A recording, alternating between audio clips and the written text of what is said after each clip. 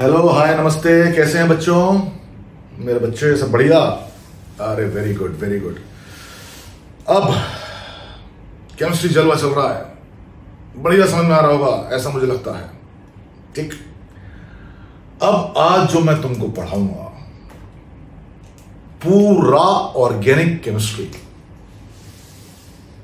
इसी पर बेस्ड है। याद करो, अगर तुमको थोड़ा सा आइडिया है ऑर्गेनिक केमिस्ट्री किस बच्चों को अच्छी आती है? जिसको मैकेनिज्म अच्छा आता है, राइट? मैकेनिज्म किसको अच्छा आता है? मैकेनिज्म के लिए क्या सीखना होता है? इंटरमीडिएट्स। याद है कुछ बेटा? जितनी भी रिएक्शंस होती हैं उनमें कोई ना कोई इंटरमीडिएट बनता है ना। कैटायन हो, एनायन हो, नाम सुने आपने? फ्री रेडिकल है, कार्बीन है, नाइट्रीन, बहुत सारे होते हैं। इनके बने बिना कुछ नहीं होना और सारा रिएक्शन वहीं से गवर्न होता है। इतना तो आइडिया होगा। तो आज बातें इंटरमीडिएट्स की करनी है। बोले सब कार्बन, कैटायन, एनायन तो आते हैं, पता तो है तुम्हें, आते तो हैं, मैं ये नहीं कह रहा नहीं आते, बट तो पता मैं तो कुछ और बताऊंगा आपको, बढ़िया वाली चीज है। ठीक, आइए तो आज बात करते हैं इंटरमीडिएट्स की। मैं ये मान के चल रहा हूं बेसिक आइडिया आपको है कार्बन, कैटायन, एनायन का, राइट? आइए, मेन जो चीज आती थी ना वो स्टेबिलिटी की आती थी। स्टेबिलिटी की, स्टेबिलिटी में अगर आपको याद हो, आपने पढ़ना चाहिए आपको, अगर नहीं पता तो ये भी गड़बड़ है। फिर सबसे पहले अपन देखते थे मेसोमेरिक इफेक्ट, रेजोनेंस, याद होगा। उसके बाद हाइपर कॉन्जुगेशन और फिर इंडक्टिव, कार्बन कैटायन में या फ्री रेडिकल में। ठीक है, अब मुझे नहीं पता आपको क्या पता है। जब हम कार्बन एनायन की बात करते थे, ये तो कार्बन कैटायन में और कार्बन फ्री रेडिकल में हुई कहानी। एनायन में हाइपर नहीं लगता था, या तो मेसोमेरिक रेजोनेंस लग रहा था और या फिर इंडक्टिव लगता था। अब क्यों नहीं लगा था, क्या नहीं लगा था बेटा? अगर ये नहीं पता तो फिर तो पूरा देखना ही पड़ेगा वीडियो आपको। ठीक है, चलिए आइए हम ये डिस्कशन करते थे कि 4 कार्बन के टाइम होते थे हमारे पास, है ना? कौन ज्यादा स्टेबल और कौन कम स्टेबल, स्टेबिलिटी कंपैरिजन करते थे हम, राइट? आजा आइए साहब, स्टेबिलिटी कंपैरिजन कर रहे हैं बेटा। हमारे पास 4 कार्बन कैटायन ले रहा हूं पहले मैं, फिर एनायन लेके समझाऊंगा। CH2 पॉजिटिव,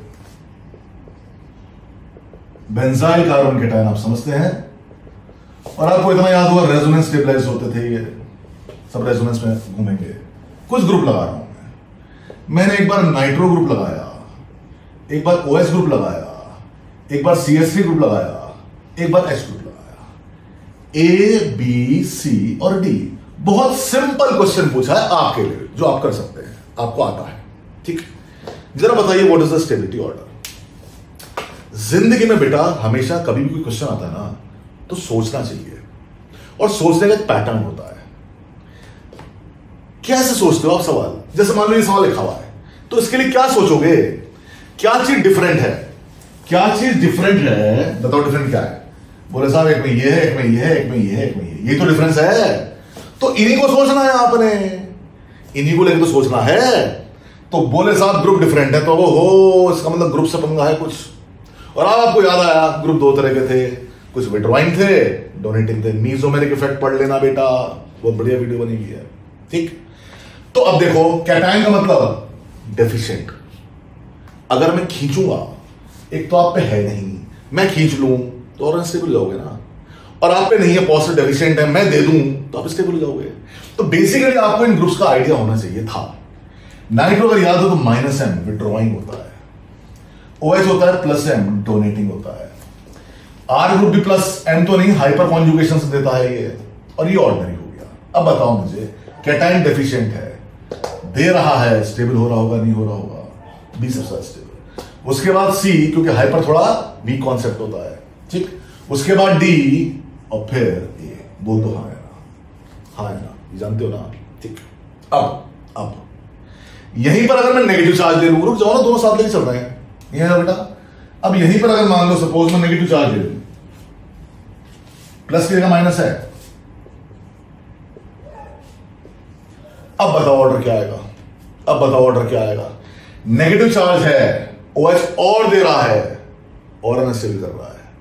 एक तो पहले एक्सेस और दे रहे हो, अनस्टेबल कर रहे हो, तो सबसे ज्यादा दे रहा है, सबसे ज्यादा स्टेबल कर रहा होगा, नहीं क्या?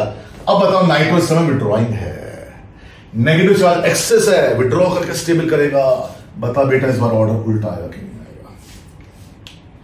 मैं ये बिल्कुल नहीं कह रहा हूं कि कैटायन और एनायन के ऑर्डर हमेशा रिवर्स आते हैं, ऐसा नहीं है। ये तो डिपेंड करता है बेटा कंडीशन क्या है। बताओ इतनी बात समझ में आती है? ये तो बच्चों का सवाल था। आ जाओ, आ जाइए।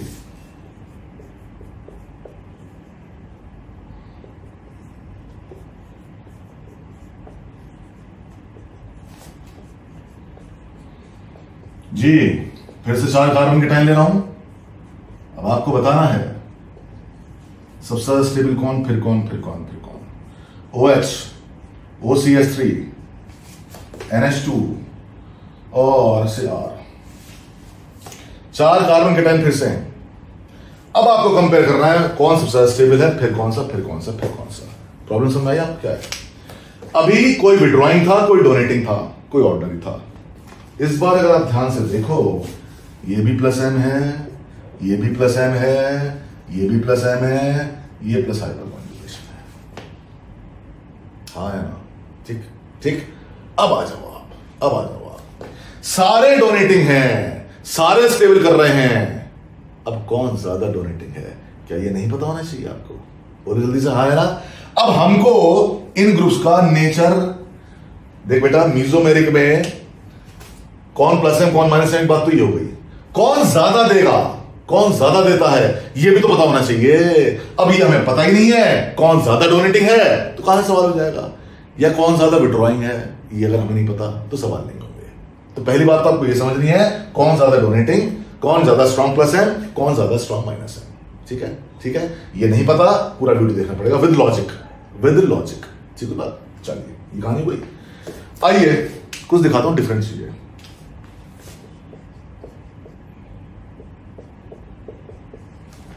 जी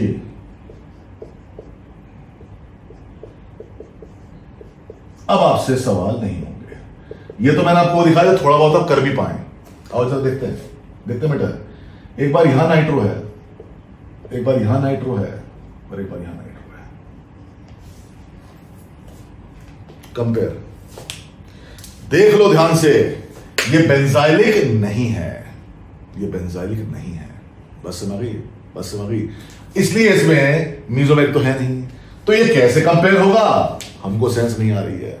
अभी रुक जाओ, देखते जाओ, अब देखते जाओ आप। अभी हमने क्या किया,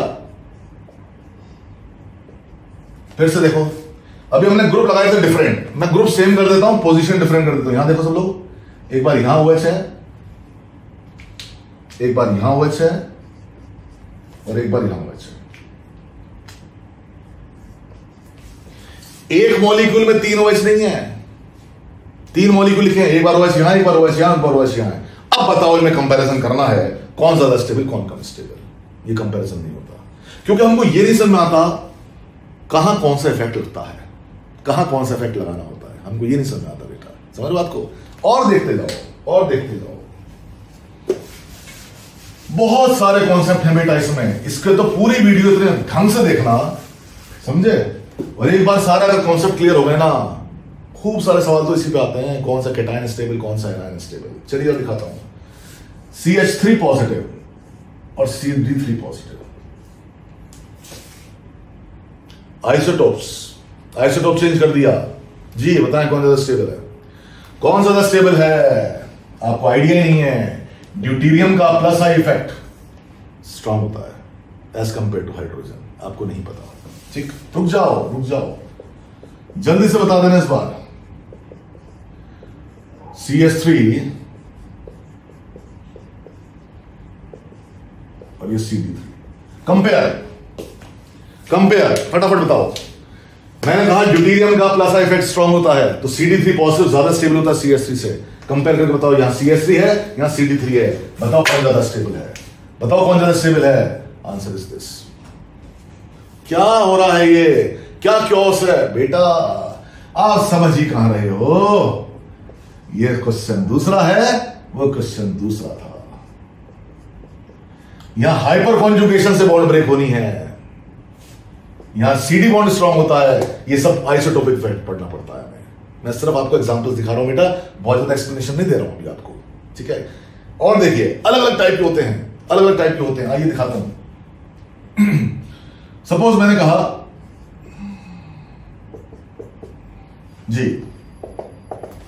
इस टाइप के मॉलिक्यूल बहुत काम आते हैं, ध्यान से बेटा।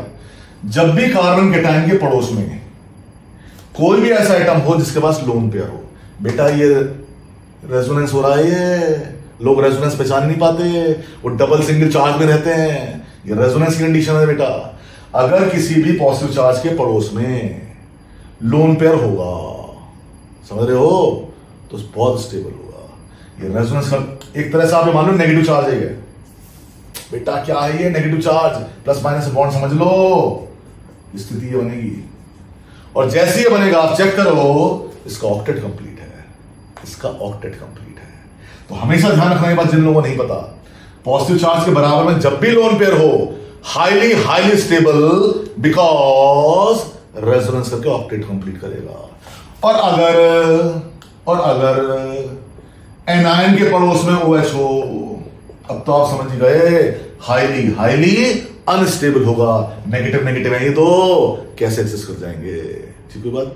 अब देखो इस पर सवाल बना दिया मैंने, एक बार ये OH है, एक बार ये NH2 है, और एक बार ये SH है, चेक कर लो।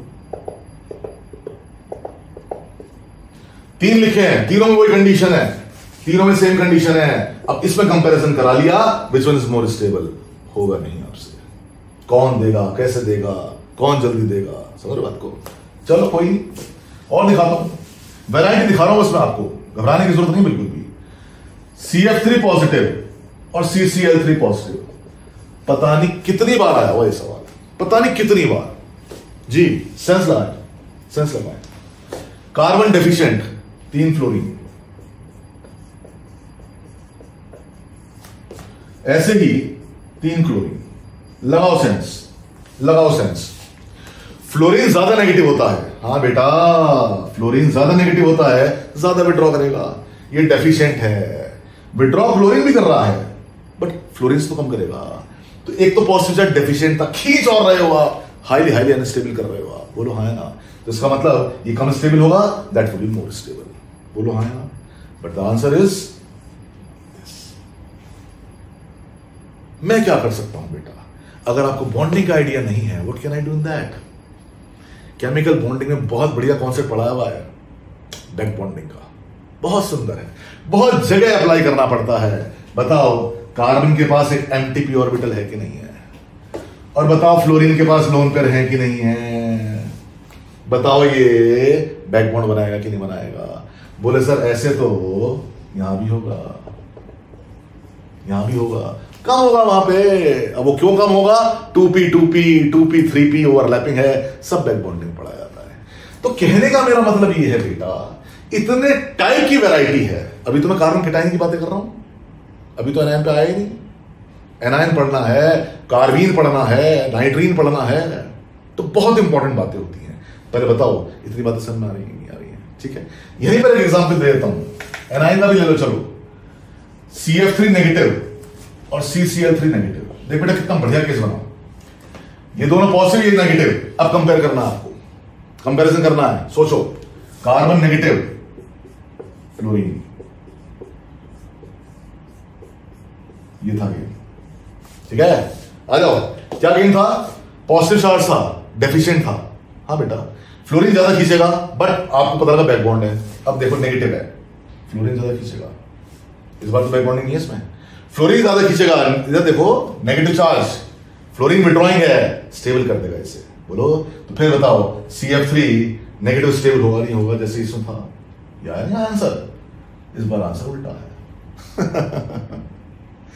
CCl3 negative is more stable, खूब आया है आईटी में।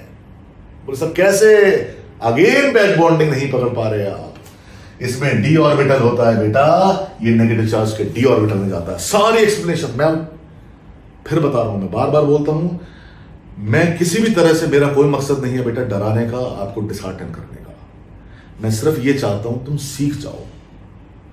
क्योंकि अगर कॉन्सेप्ट नहीं सीखोगे बेटा तो तुम देख रहे हो अभी CF3 पॉजिटिव में तो ये था, नेगेटिव वाले में ये हो गया। बैक बॉन्डिंग देखिए पॉजिटिव इस वाले में हो रही थी, नेगेटिव इस वाले में हो रही है।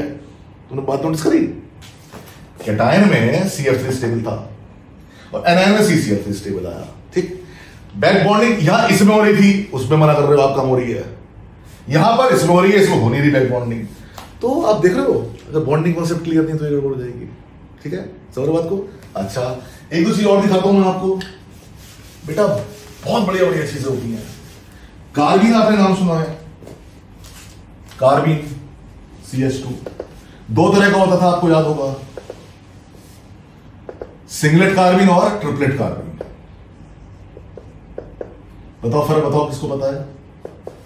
दोनों इलेक्ट्रॉन पेयर्ड हैं, पेयर्ड स्पिन बेटा, लोन पेयर वाली फॉर्म तो सिंगलेट थी, और दोनों पैरेलल स्पिन हैं तो ये ट्रिपलेट फॉर्म होती है,